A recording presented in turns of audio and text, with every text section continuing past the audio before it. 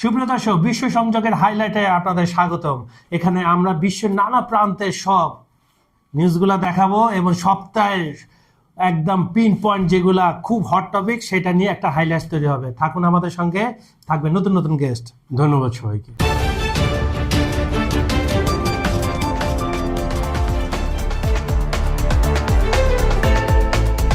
দাদা, যেটা মনে হচ্ছে এখন পুরো ল্যাটিন আমেরিকাটা মনে হয় ট্রাম্পের পকেটে এসে পড়বে। যেভাবে ভেনেজুয়েলার প্রেসিডেন্টকে কিছু অভিযোগের তকমা দিয়ে উঠায় নিয়ে আসবে রাত দুপুরে, এরপরে কলম্বিয়াকে হুমকি, তারপরে বলছে যে কিউবায় কয়েকদিন পরে শুরু হয়ে যাবে। আপনার নিশ্চয় মনে আছে সেই ঘটনা আরব স্প্রিং এর কথা, ভয় দিয়ে রেজিম চেঞ্জ।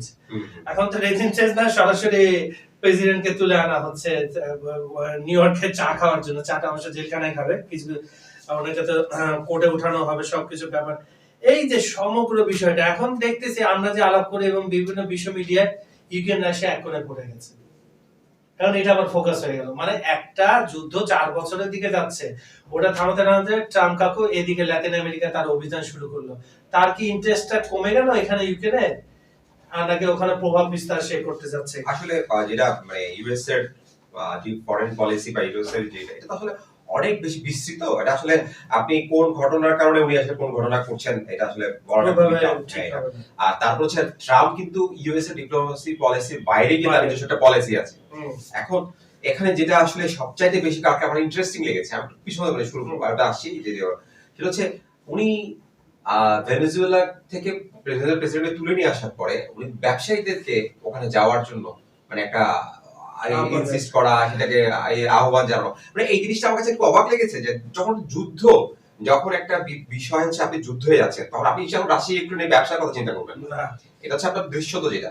এখন এটা দ্বারা আপনি কি বুঝতে চান, কি বোঝার আছে, সেটা হচ্ছে ট্রাম্প আসলে নিজে প্রথমে একজন ব্যবসায়ী, তারপর হচ্ছে প্রেসিডেন্ট, তারপর হচ্ছে বাদ বাকি হিসাব। এখন উনি ব্যবসাটাকে আসলে দেখছেন।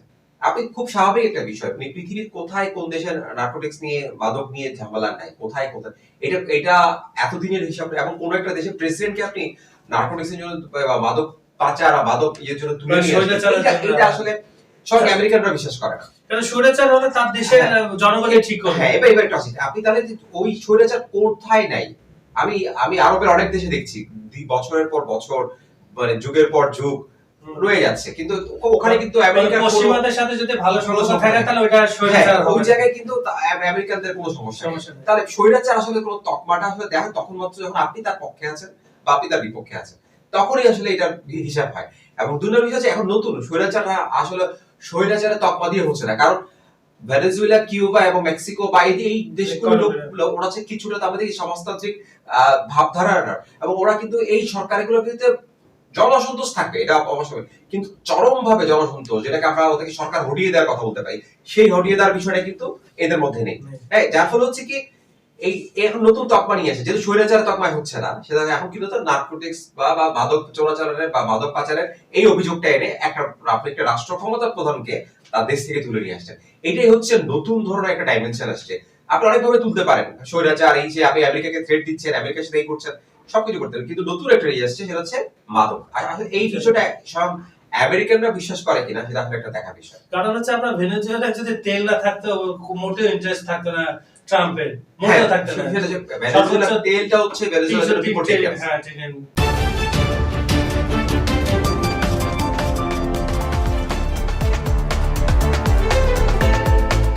দাদা, আমার যে কাকু জেঠু যাই বলেন, সে কিন্তু খুবই একা, সে বন্ধুত্ব চায়।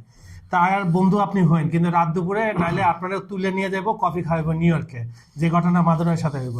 বেচারা এত ভালো মানুষ বলে আমার সাথে বন্ধুত্ব করো, আমার সাথে ডিল করো, মাদুরা করলো না, এখন বুঝো ঠেলাটা। শোনেন, এই কাকু নির্বাচন কিন্তু দক্ষিণ এশিয়ায় আমি ছিলাম যে নিখিল বাংলাদেশ, হ্যাঁ, ট্রাম্প সমর্থক গোষ্ঠীর প্রেসিডেন্ট। আপনি বুঝছেন, এখন যদি আমার নিয়ে যায় তাহলে আশীর্বাদই ধরতে হবে, সেটা আবু গারিব কারে রাখুক, কুখ্যাত কারাগারি রাখো।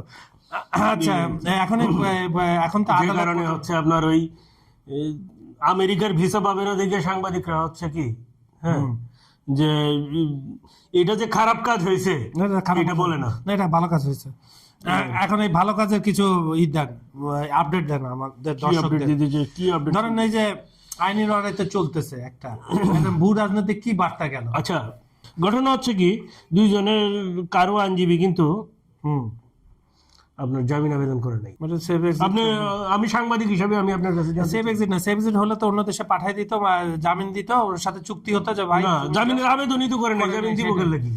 পানামার ভিতরে ঝামেলা লাগায় যে পানামার যে ফোর্স আছে তাদেরকে অ্যারেস্ট করে নিয়ে যায় যুক্তরাষ্ট্র, এবং তার বিচার হয়, তার জেল হয়, এক পর্যায়ে তাকে ছেড়েও দেয় যুক্তরাষ্ট্র। মজার বিষয় হচ্ছে যখন ছেড়ে দেয় তখন হচ্ছে সে মস্তিষ্ক ক্যান্সারে আক্রান্ত, ঠিক আছে, এবং এর কয়েক বছর পরে মারা যায়। এখন দেখেন, কেউ কিন্তু এই কথাটা বলছে না, ইভেন কোনো সাংবাদিক না। সেই কথাটা কি? সেই কথাটা হচ্ছে যে একটা দেশের প্রেসিডেন্টকে আর একটা দেশ ক্ষমতা দেখায় উঠায় নিয়ে যাবে, সেইটা মানবাধিকার লঙ্ঘন, সেইটা হচ্ছে কি জাতিসংঘের আইন লঙ্ঘন, সেইটা কেউ বলছে না।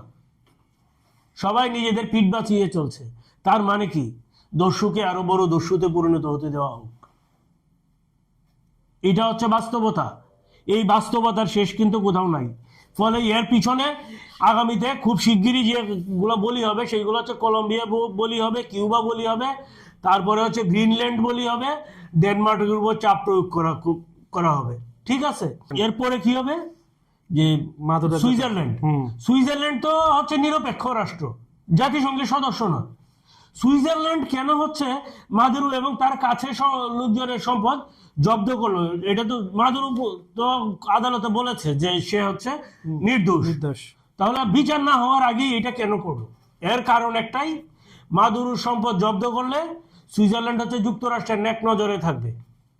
সেটাই সবচেয়ে মজার বিষয় হচ্ছে কি নগ্নভাবে ট্রাম্প বলেছে, দেখেন, যে কি যে ভেনেজুয়েলার সব তেল কোম্পানি যুক্তরাষ্ট্র নিয়ন্ত্রণে নিবে, মানে হ্যাঁ, এবং মানে হচ্ছে কি যে যুক্তরাষ্ট্র ভেনেজুয়েলার রাষ্ট্র পরিচালনা করবে। এর মানেটা কি? এটা সারা পৃথিবীর কোনো দেশ আমেরিকার কাছ থেকে যে নিরাপদ না, সেটা এই মুহূর্তে এর চেয়ে বড় প্রমাণ কিন্তু লাগে না।